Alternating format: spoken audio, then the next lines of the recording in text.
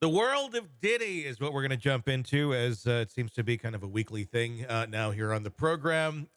Six new accusers. That's what we're seeing from Tony Buzbee, but that's just the tip of the iceberg of what's coming in this week. Accusations of sexual violence after someone saying that maybe you were involved in the murder of Tupac. That's coming out on a civil case, as well as many others. Joining us to discuss, Eric Faddis, defense attorney, former prosecutor.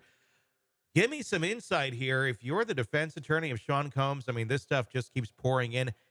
How would you handle this? I mean, you probably need an army at this point to be handling the volume of claims that are coming in. Yeah, it is just a deluge of accusations and alleged evidence, that kind of thing. I think his defense team is going to take a number of positions. One is that a lot of this stuff didn't happen. They're going to say he's a rich, powerful dude. People are trying to get money from him. Mhm. If it did happen, it was consensual. And if you're saying it wasn't consensual, then someone other than Diddy was really at the helm and involved. I really think that that is going to be the structure of their defense paradigm going forward. How are they going to do that, though? I mean, there's so many accusers. How do you? I mean, obviously they're going to say they're all lying, but in reality, you got this many. There's some that are real. There has to be, and probably a good chunk as well. So not only from a defense standpoint, but also from the prosecution standpoint, trying to bring these cases to have some legitimacy, to prove that they even took place. Some of these go back to like 1998. There is no digital footprint with that. The evidence, it's going to be, hearsay to a certain extent. What is going to be the key pieces that give some of these cases like some sort of solid ground of legitimacy as they try to argue their points? These cases, just by their very nature, rely very largely on witness testimony. And so the government is going to have to get some witnesses who appear credible and compelling, remember details. And then they're going to sort of cross reference those witnesses. Accounts with factual evidence they have. Perhaps they have pictures Mhm. from older events. Perhaps during the raids they took pictures of rooms in which things allegedly occurred, and they're going to try to match that objective evidence up with the subjective evidence that the witnesses will present. So, for example, we did see pictures just the other day here of the younger accuser who was 16 at the time. I believe it was 1998. He claims that Combs molested him while he was 16 at a white party of his. Claims that he was also targeting other minors there.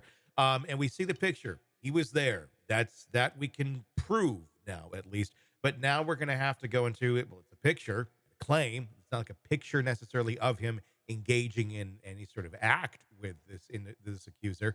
Um, but that's where you're saying the other witness testimony may come into play. Like if this was kind of like how we're hearing his style of kind of an orgy-ish type thing going on, other people who may have been there saying, "Hey, I remember him there too." But who's going to want to raise their hand and say, "I was there at the Diddy orgy. I bet I saw him there too." That's quite a witness that would come forward to even admit being anywhere near this scene.